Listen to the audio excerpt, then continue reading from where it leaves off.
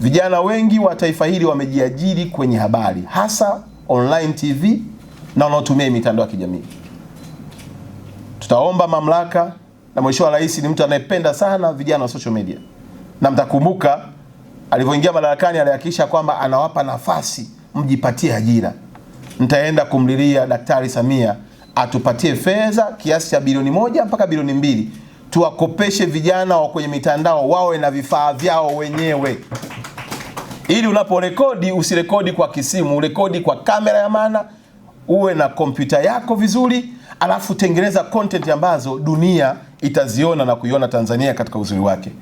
Lakini sambamba na hilo, tunajadiliana pamoja na naibu waziri, tunatamani pia wizara yetu iwe na kitengo cha mawasiliano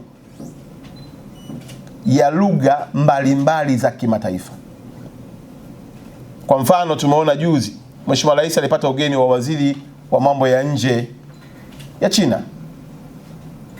Mimi na wenzangu tutatamani habari hiyo ionekane Al Jazeera. Habari hiyo CNN waione. Habari hiyo BBC wafanye nini? Waione. Sasa wanaifanyaje? Tutaweka ndani yetu kuwa na timu maalum. Kazi yake ni habari ikifanyika inachukuliwa inapelekwa kwenye vyombo vya kimataifa, ili sura yetu na muonekano wetu uendelee kuimarika kule. Leo tukikaa hapa tunajua kila kitu kilichofanyika Marekani. Kwa nini? Kwa sababu wamefanya vyombo vyote duniani vinachukua taarifa. Leo tukikaa hivi tunajua nini kimetokea Urusi, pamoja kwamba hawaongei Kiingereza. Leo tukikaa hapa tunajua nini kimetokea China. Tunataka na sisi tukikaa hapa wajue Tanzania Daktari Samia nini anafanya kwa ajili ya wananchi wao.